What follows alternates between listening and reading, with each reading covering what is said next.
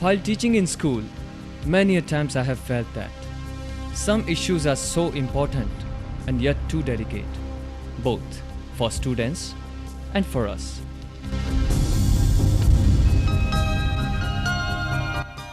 I still remember that time when the word sex education made me nervous. That day in the classroom. Good morning, students. Good morning, sir. This is the female reproductive system, and this is the fallopian tube, where ovum and sperm meet. Sir, how does a sperm and ovum meet? Do you realize that by asking such question you are disturbing the class? Please sit. I'm sorry, sir. I asked it just because I did not know it. If you do not know, then read the lesson at home. Please sit down. Please sit.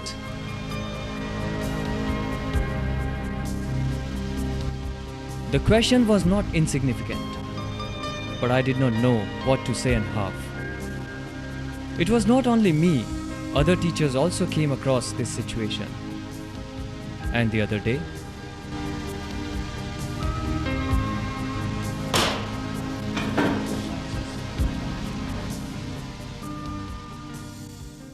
Why are you angry for? Did you have a fight at your place again? Now I am fed up of the school also. Why? What happened? Students of this new generation are impossible.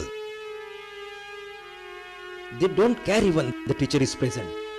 Do you know what they are talking around? You know the students, Hemant and Vivek of standard 9th? Yes, but what about them? They are talking that you know that girls have these monthly menses and boys similar sperm. Oh, it's a serious issue. You should have scolded them. I don't understand how science teachers may be handling this issue in the classroom. I tell the students to read the lesson at home and just touch the subject of reproduction and sex education. The rest I tell them to do as homework. But how about you? Well, it's difficult sometimes. This is not the issue of science teacher alone, or of your subject. Yesterday in my class,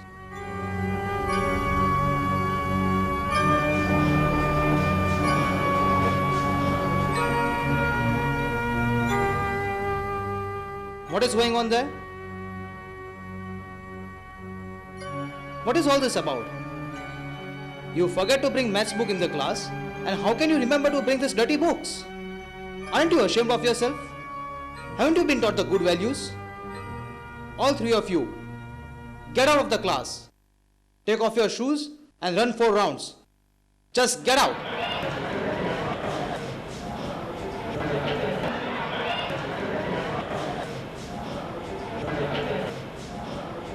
Now you say, how are we going to handle these kids? It is so difficult to control them. Well, I think you do not need to assume that children are difficult just because of this. This is the question of children's curiosity. How long we gonna escape these questions? Today or tomorrow, it is our teacher's responsibility to give them correct information.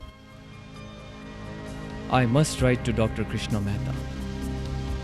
It is due to her inputs and insightful suggestions that I can teach issues related to sexuality in school. Adolescence is a phase when, due to puberty changes, children are bound to ask questions about their changing bodies as well as about issues related to sexuality. But we also have to consider the age of children. And how can we discuss such topics in the school?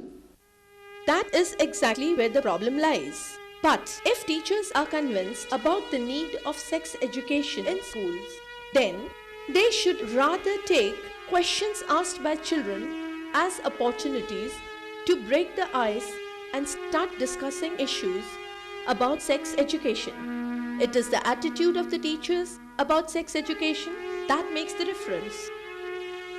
Discussion about sex is not really dirty as far as the age of the child is concerned. The pubertal changes that take place is very early as of now.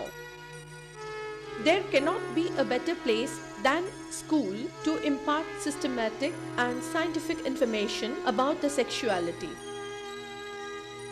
that if the teenager's curiosity is not satisfied with the right information, then they will look for the answers from the wrong sources.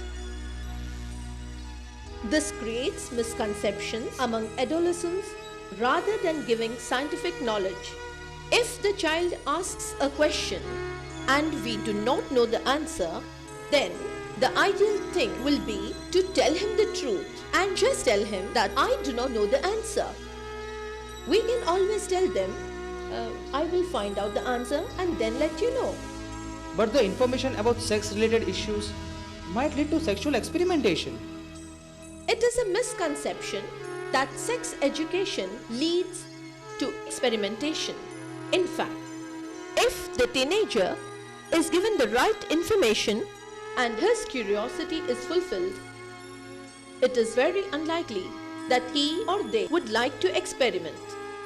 Researchers in many countries have proven this. But we cannot blindly follow the Western culture. What about our cultural values? And what will parents say? We all respect our cultural traditions. We definitely need to transmit our cultural values to the younger generations. But does it mean that we stop imparting scientific information? And talking about our culture, the idols of Khajuraho temple and Kama Sutra, they are also a part of our culture. How can we teachers be prepared for it? What are the guidelines to be kept in mind while informing students? What are the methods to be used? Positive attitude of the teachers towards sexuality education and their own conviction that sex education is important is the key. Secondly, like in any other subject, one has to have thorough knowledge of this subject. In sex education, it is a must that teachers keep on updating their knowledge. Thirdly, teachers need to develop the confidence to talk about the issues related to sexuality, since this is the topic that is not talked about often. It is likely that we feel hesitant and embarrassed to talk about. That is correct. But at times students hesitate to participate or ask questions. What about them? Your concern is valid because it is the topic which is not talked openly. Students may feel shy to ask questions. Question box method is found to be very effective here. You can have a question box in the class where children can drop their questions without disclosing their identity. You can then answer these questions. It will help the entire group because some other children may have similar queries but may not have asked them. The other strategy is to have certain sessions in separate groups of boys and girls. Students feel less hesitant and feel comfortable to ask questions when it is group of the same sex. It is important, however, that everybody gets the information regarding both the sexes.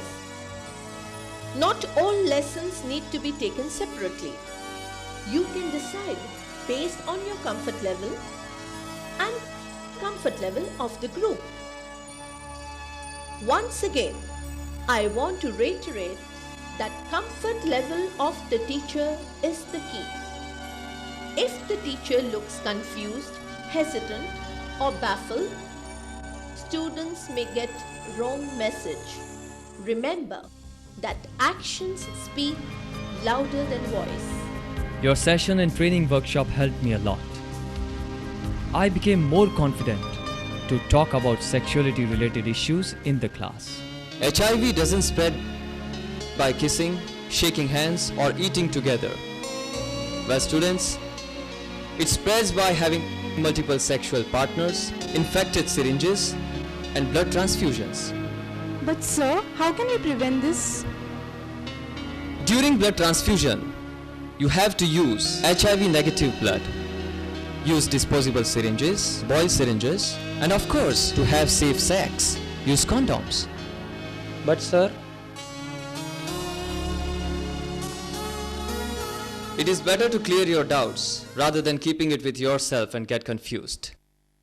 Sir, does condom always work? I mean, If it is used correctly, most of the time it works effectively. And that is why I told you to keep certain points in your mind. But if you do not use correctly, it may break.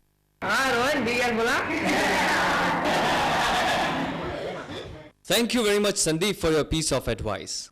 It is indeed very important to be careful, but I would like to tell you one thing, that you are breaking the ground rules of our class. You are not supposed to make fun of anybody who has the courage to get up and ask a question, isn't it? sorry, sir. Yes. So I was saying that sexual relation with any one known partner would prevent against HIV infection. However, abstinence is the only 100% effective way, especially for the teenagers, to fight against HIV and any other negative consequences. But sir, you said that sexual urges during adolescence are natural and normal. Yes, they are. I will give you an example.